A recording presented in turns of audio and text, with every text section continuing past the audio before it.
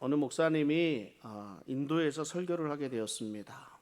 그런데 갑자기 인도 경찰이 들이닥쳐서 강력히 항의를 합니다. 인도 말을 몰라서 당황하는데 옆에 현지에 있는 교인이 경찰이 복음 전하는 일을 그만두었으면 한다라고 통역을 해 주었습니다. 이 말을 듣고 나서 이 인도 목사님이 공포라는 단어가 이 목사님에게 들어왔습니다. 복음을 전하다 체포되는 상황, 이 상황을 생각하게 되었습니다. 이제는 결정할 시간이 되었습니다. 목사님은 이 두려움과 공포로 인해서 떨고 있는 이 자기 자신의 영적으로 연약한 그런 내면의 자아, 그리고 그리스도인의 종이라는 고귀한 소명 사이에서 커다란 차이가 있음을 느끼게 되었습니다. 두려운 마음을 가지고 어떻게 해야 될지를 옆에 교인에게 이렇게 묻게 되었습니다. 근데 이게 목사님의 이 두려워하는 어조와는 달리 그 교인은 침착하게 조언을 해줍니다.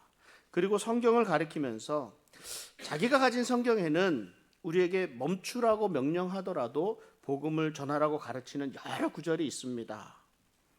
그렇게 말했어요. 그리고 당연하다는 듯이 당신이 가진 성경에도 그런 구절들이 있는지 아닌지 그렇지 않은지 이렇게 묻는 거예요.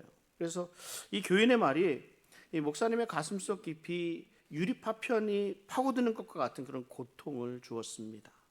목사님이 갈등합니다. 그 마음을 이렇게 표현합니다. 마치 천사와 악마가 마음속에서 서로 싸우고 있는 듯한 그러한 표현을 이렇게 하는데, 이런 장소에서 설교하는 당신이 어떤 사람입니까? 그만두라는 명령을 듣는 순간에 당신은 겁을 먹고 설교하기를 망설이지만 그만두면 정말 안 됩니다. 인도에 있는 형제자매에게 예수님의 대리자가 되어야 되는 당신이 어떤 사람입니까? 저는 이 일을 할 수가 없습니다. 여기서 복음을 전하는 일을 그만둬야 합니다. 하지만 저는 그럴 수 없습니다. 정말 그렇게 해서는 안 됩니다. 물론 당신은 그렇게 하면 안 됩니다. 사람들이 뭐라고 하겠습니까? 무슨 상관입니까? 저는 감옥 가기 싫어요. 그렇다면 하나님께 모든 것을 맡기면 되지 않겠습니까? 이게 갈팡질팡합니다. 이 목사님은 자신의 모습이 이 인도의 교인들에게는 소심한 마음으로 무서워하고 자기만 생각하고 낙담만 하는 모습으로 비쳤다는 것, 이것을 잘 알았습니다. 우리가 우리 자신이 처한 인격적인 상태와 하나님이 우리에게 주신 소명 사이에서 엄청난 차이가 있다는 것을 우리가 알게 되면, 그럼에도 불구하고 하나님이 이런 부족한 사람들을 통해서 일을 해 가신다는 것을 알게 된다면 우리가 우리 스스로에게 당연히 묻게 되는 질문이 있습니다. 우리의 모든 인간적인 나약함과 실패에도 불구하고 연약하고 크게 두려워할 것 없는 사람들을 통해서 하나님은 어떻게 하나님 나라를 확장해 가시는가? 이 질문은 목회자인 저뿐만 아니라 우리 그리스도인인 우리 모두가 한번 생각해 보아야 하는 문제입니다. 나 같은 사람이 어떻게 설교를 하고 어떻게 사랑을 하고 어떻게 거룩한 일을 할 수 있을까? 그런데 사람들은 이런 도전을 하려고 하지 않습니다. 오히려 이런 상황을 피해 가려고만 합니다. 왜 그럴까요? 내 연약한 모습들, 이 실패한 모습들을 겸손한 모습으로 포장하려고 하기 때문입니다. 내 연약함을 영적으로 미숙하다고 감추려 하는 것이기 때문입니다. 어떻게 표현합니까? 그래서 우리는 내가 미숙합니다. 내가 부족합니다. 그래서 나는 할 수 없습니다.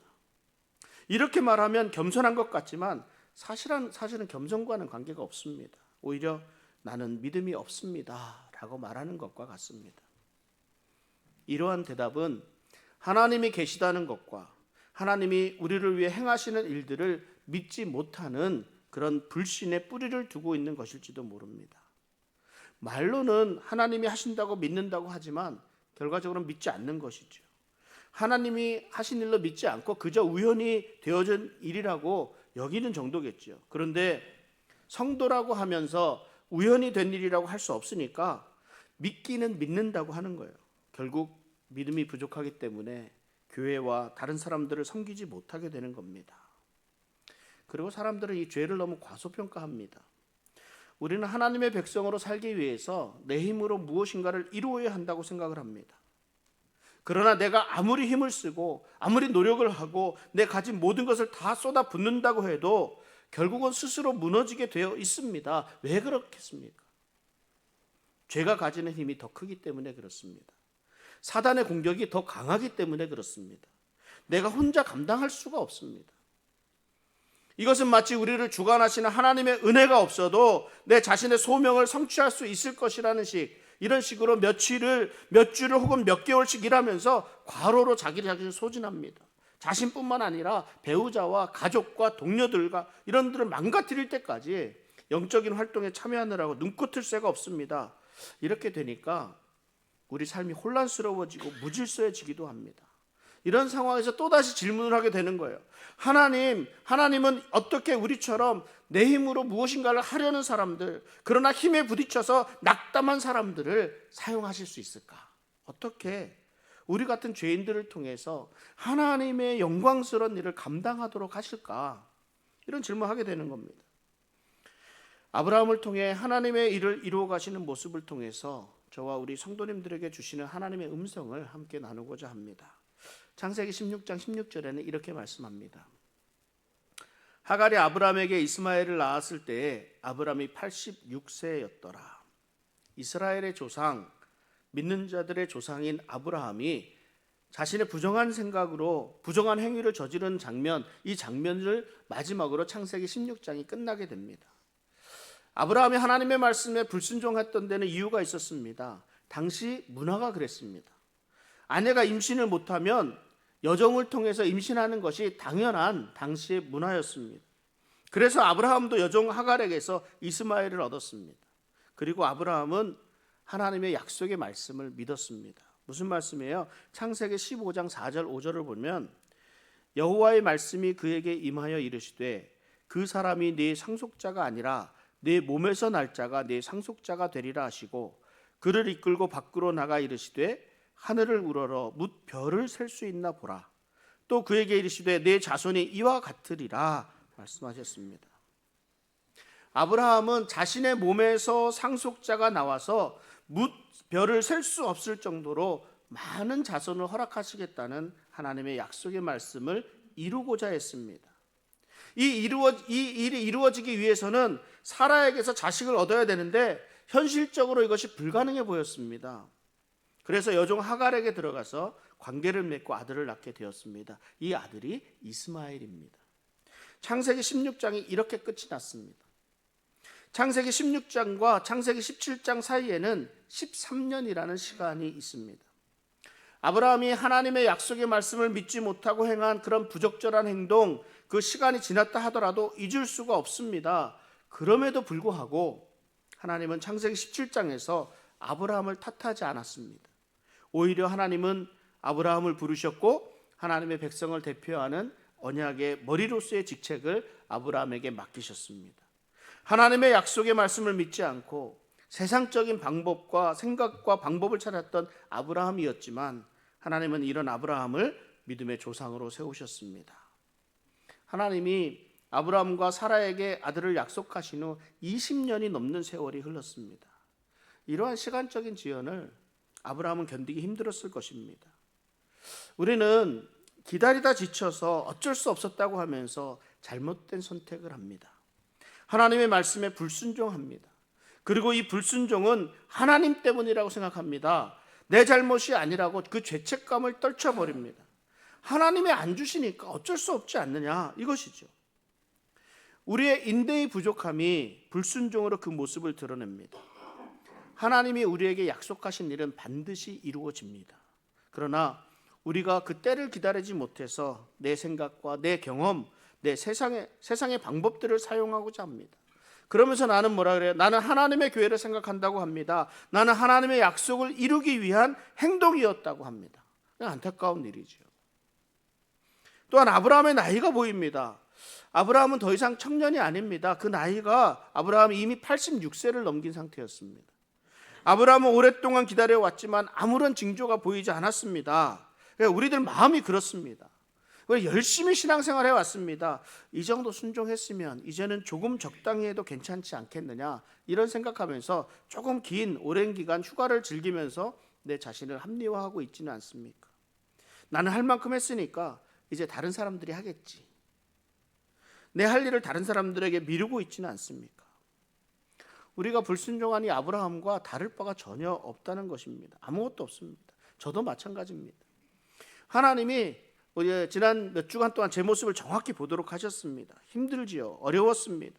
두려운 마음도 있었습니다. 그러나 오랜 시간 동안 스스로를 합리화하게 되면서 나태해진 제 모습을 보게 됩니다. 그렇다면 어떻게 해야 됩니까? 무엇을 어떻게 합니까? 내가 할 수 있는 일이 없습니다. 하나님이 해주셔야죠.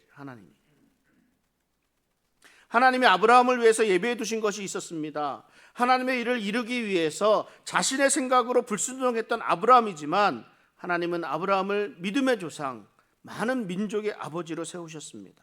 이 일을 위해서 하나님이 아브라함을 위해 예비해 두신 일들이 있습니다. 하나님이 하나님의 목적을 이루시기 위해 우리에게 능력을 제공해 주십니다. 창세기 17장 2절, 오늘 읽은 본문 2절을 보면 내가 내 언약을 나와 너 사이에 두어 너를 크게 번성하게 하리라 하시니, 이 번성하게 하시겠다는 하나님의 약속의 말씀에 아브라함이 하나님 앞에 엎드립니다. 아브라함이 하나님 앞에 엎드리니까 이에 하나님이 또 말씀하시는데 그게 4절입니다. 보라, 내 언약이 너와 함께 있으니 너는 여러 민족의 아버지가 될지라. 이렇게 말씀하신 이후에 하나님은 계속해서 내가 무엇 하리니 네가 무엇 하리라, 이런 표현을 계속 거듭 말씀하시는 거예요. 내가 하리니 너는 내가 하리라. 이 말씀은 바꾸어 말하면 너는 할 수 없다는 거예요. 너는 하지 않는다는 거고 너는 하지 말라, 이렇게 생각할 수도 있습니다.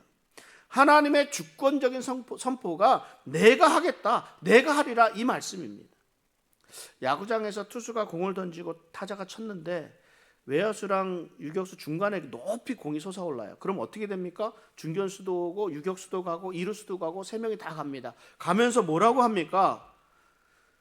서로 충돌하는 것을 막기 위해서 마이볼 이러면서 갑니다. 마이볼. 그러면 그 소리를 듣는 다른 사람들은 좀 비켜놔야지 공을 안전하게 잡을 수가 있습니다. 마찬가지로 하나님이 아브라함에게 정확하게 큰 소리로 말씀하십니다. 내가 처리할게, 내가 처리할게. 오히려 아브라함에게는 조금 떨어져 있으라 하십니다. 이런 하나님의 음성을 우리가 듣게 되면 우리는 그곳에 조금 떨어져 있어야 됩니다. 그런데 여러분, 아직 하나님의 음성을 듣지 못해서 기진맥진하고 숨을 헐떡이면서 내 힘으로 무엇인가를 막 하려고 하다 보니까 실패하고 있지는 않습니까? 내가 얼마나 무능한 사람인가를 우리는 절실하게 깨달을 수 있어야 합니다. 그렇지 않으면 하나님께 맡기지 못하고 내가 뭔가를 하려고만 합니다. 사도행전 7장에는 스데반 집사의 이야기가 나옵니다. 스데반이 불의한 사람들에게 돌을 맞아서 죽으려고 하는 순간 하나님은 하늘을 여셨습니다. 하늘을 여시고 예수님이 스데반을 변호하기 위해서 일어나 계신 그런 천국 법정을 스데반에게 보여주었습니다. 이것이 분노를 미쳐서 날뛰는 군중들이 잔인하게 던진 돌무더기, 그 죽음을 맞이한 그 순간에, 무기력하게 죽어가는 순간에도 스데반 집사가 믿음을 계속 지킬 수 있는 힘이 되었습니다. 하나님은 아브라함에게도 스데반에게도 인간의 죄악으로 고통받는 속에서 비길 데 없는 하나님의 능력을 바라보게 하셨습니다.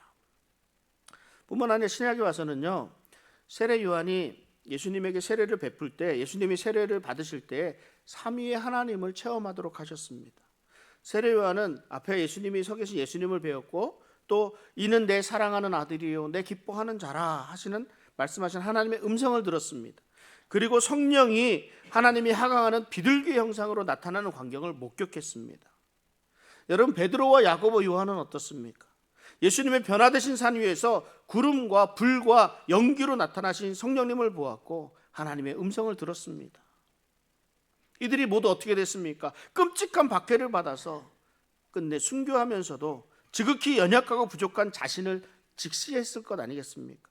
그러나 이들은 성부, 성자, 성령 삼위의 하나님을 보았기 때문에 생의 마지막을, 그 마지막 고통 가운데서도 용감하게 마주할 수 있었습니다.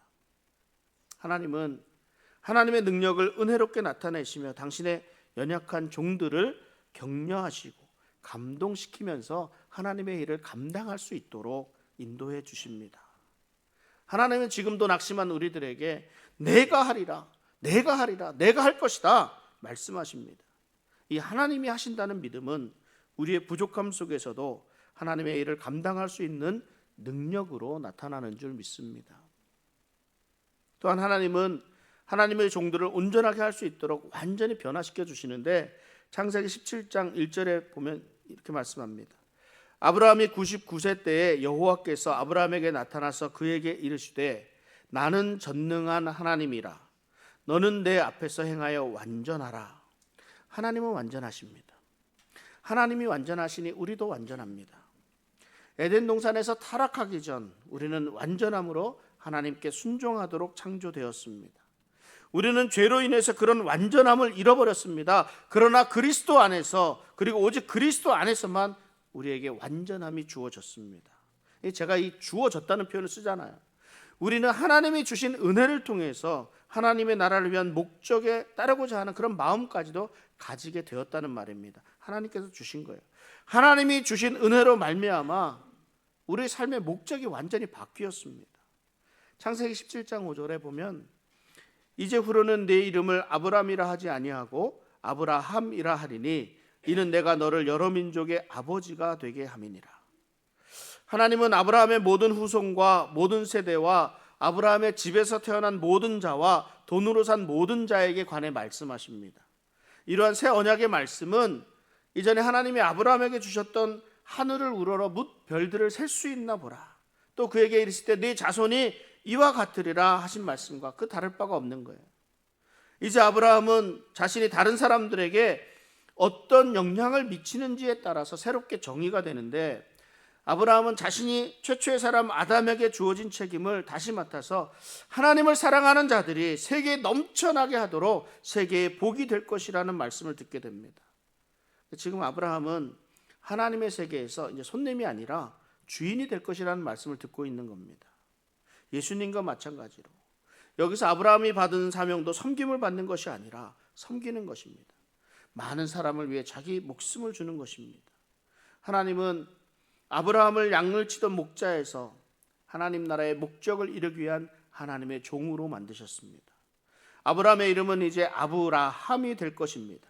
아브라함의 이름이 많은 민족의 아버지를 뜻하는 아브라함으로 바뀌었습니다. 왜 하나님이 아브라함이라 하셨을까요? 왜 많은 민족의 아버지라 부르도록 하셨을까요? 우리가 하나님을 하나님 아버지라 부르고 우리는 하나님의 자녀라고 하는 것, 이것은 하나님 나라의 이런 가족적인 특성이 있기 때문입니다. 하나님은 사람을 하나님의 형상대로 만드셨습니다. 이 일은 삼위 하나님이 하신 일인데, 삼위 하나님이 무엇이에요? 성부 하나님, 성자 하나님, 성령 하나님이라는 이런 가족적인 속성을 가지고 있습니다. 그러니까 하나님의 형상을 따라 지음받은 사람이 하나님의 속성은 이 가족적인 성부, 성자, 성령이라는 가족적인 특징을 가지고 있는 것 당연합니다. 이것은 성부와 성자와 성령의 그런 관계와 의사소통, 그런 사랑을 가리키고 있습니다. 창세기는요, 창조에서 아담과 하와를 구성원으로 하는 가정으로부터 시작이 됩니다. 하나님의 형상을 소유하고 하나님을 사랑하는 자들이 온 땅에 충만하도록 하기 위해서 하나님은 아담과 하와를 서로 사랑하라고 명령하십니다. 삼위 하나님이 하나이신 것처럼 아담과 하와도 한 몸이 될 것을 말씀하셨습니다. 만약에 죄와 죽음이 개입하지 않았더라면 이 아담과 하와의 연합으로 태어난 자녀들이 하나님을 사랑하고 온 땅에 충만했을 겁니다. 창세기에는 이 아담과 하와의 계보가 종종 등장합니다. 우리가 자칫 기억에서 사라질 뻔한 사람들의 이름이 자세히 열거됩니다. 그리고 노아는 이러한 아담과 하와에게 주어진 똑같은 가족적인 명령을 받게 됩니다. 이 명령은 노아 홍수 이후에 받게 되는데요, 노아에게 맡겨진 사명은 가족적인 방식에 따라서 하나님을 사랑하는 사람들이 다시 세계에 충만하게 하도록 하는 것입니다. 그리고 창세기 17장에서 아브라함의 이름이 이런 새로운 나라의 함축적인 이 가족적인 구조를 나타내고 있는 겁니다. 아브라함은 많은 민족의 지도자, 많은 민족의 목자 이렇게 불리지 않았습니다. 아브라함이 많은 민족의 선지자, 많은 민족의 제사장 또는 많은 민족의 왕 이렇게 불리지 않았습니다. 아브라함의 이름이 교회적인 것이나 사회적인 것이나 정치적인 것이나 직업적인 것이 아닙니다. 아브라함은 아버지라는 그런 가족적인 그런 관계를 통해서 이루어집니다. 그러니까 이스라엘 12지파가 사실 대가족이나 다름없지 않습니까? 여호수아는 하나님의 약속하신 가나안 땅에 들어가면서 이 지파에 따라서 가족별로 기업을 나누어 줍니다. 이 가족이라는 주제가 성경 전체를 관통하고 있는데요. 시편 68편 4절에서 6절까지 같이 한번 읽어보겠습니다.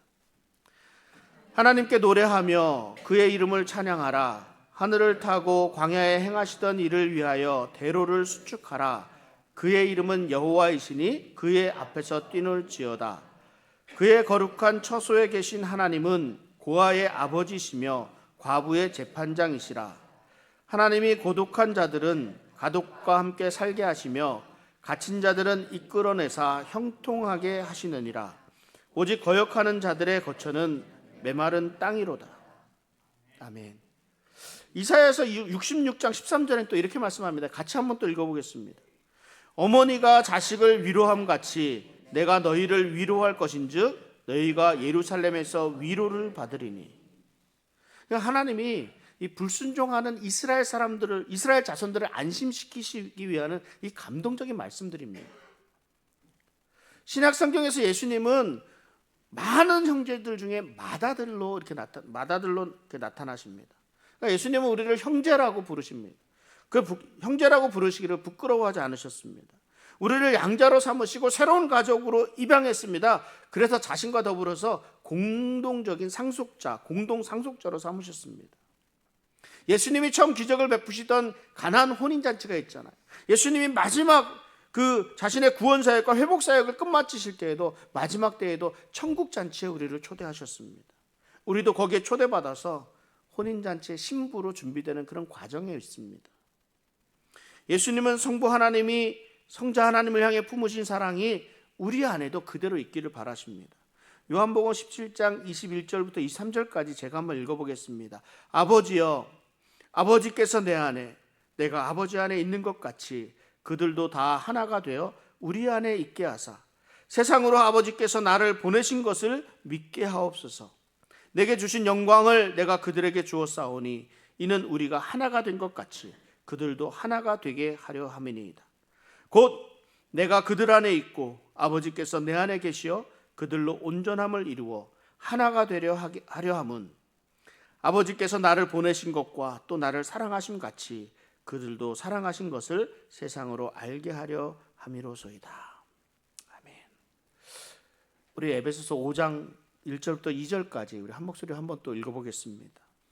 그러므로 사랑을 받는 자녀같이 너희는 하나님을 본받는 자가 되고 그리스도께서 너희를 사랑하신 것 같이 너희도 사랑 가운데서 행하라. 그는 우리를 위하여 자신을 버리사 향기로운 제물과 희생 제물로 하나님께 드리셨느니라. 아멘. 바울은 하나님의 가족적인 보살피심을 우리의 가족적인 보살핌과 연결시킵니다. 다시 창세기 17장으로 돌아갑니다.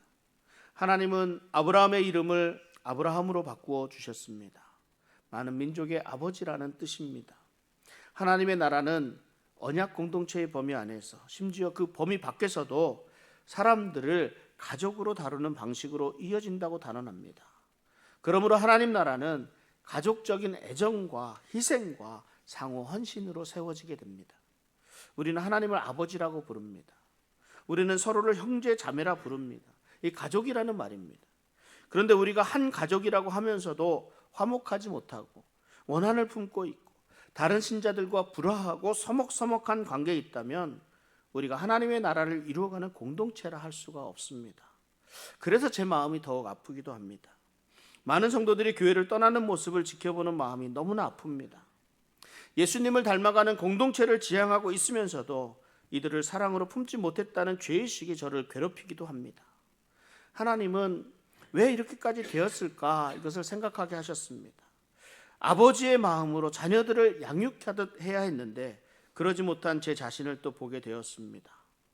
이 목회자는 성도들을 말씀으로 양육하며 사랑해야 했는데 제가 교회를 운영하려 하다 보니까 장로님과 안수집사와 권사 등으로 직분들로 이들을 대하지는 않았는가. 때로는 책망도 하고 때로는 칭찬도 하면서 사랑을 베풀어야 했는데 그러하지 못했습니다. 이제는 제가 교회의 관리자나 교회의 운영자로 서지 않으려고 합니다. 이 자리는 하나님께 내어 놓았습니다. 그리고 하나님이 교회의 관리자로 우리 장로님과 안수집사님, 권사님들을 세워 놓으셨습니다. 저는 다만 우리 주님이 하나님의 성품을 따라서 사랑하며 섬기셨듯이 우리 성도님들을 가족으로 사랑하며 섬기겠노라고 다시 한번 다짐을 해봅니다. 하나님이 아브라함을 많은 민족의 아버지로 세우신 것은 우리 교회가 가족 공동체로 한 형제요 자매로 하나 되도록 하심인 줄 믿습니다. 이 일을 위해서 기도해 주시기 바랍니다. 그리고 저는 언제든지 우리 성도님들을 만날 준비를 합니다. 만나서 하나님의 말씀 안에서 참된 교제를 나눌 수 있기를 바랍니다. 하나님은 아브라함에게 전 세계적이고 영원한 목적을 허락해 주셨습니다. 창세기 17장 6절에 보면 내가 너로 심히 번성하게 하리니 내가 네게서 민족들이 나게 하며 왕들이 네게로부터 나오리라. 창세기 12장 3절에 너를 축복하는 자에게는 내가 복을 내리고 너를 저주하는 자에게는 내가 저주하리니 땅의 모든 족속이 너로 말미암아 복을 얻을 것이라 하신지라. 하나님은 약속의 말씀을 믿음으로 기다리지 못하고 불순종하고 실패한 아브라함에게 오히려 전 세계적이고 영원한 비전을 품게 하셨습니다. 한 민족에 그치는 것이 아니라 전 세계를 품을 수 있도록 하셨습니다. 예수님을 세 번이나 부인한 베드로에게 회복할 기회를 허락하시고 새로운 사명을 주셨습니다. 세상에 완벽한 사람이 어디에 있겠습니까? 누구나 실수할 수 있고 실패할 수 있습니다. 그런데 실패는 성공의 어머니라고 합니다. 그런데요, 다시 일어설 힘은 내가 낼 수 있는 것이 아닙니다.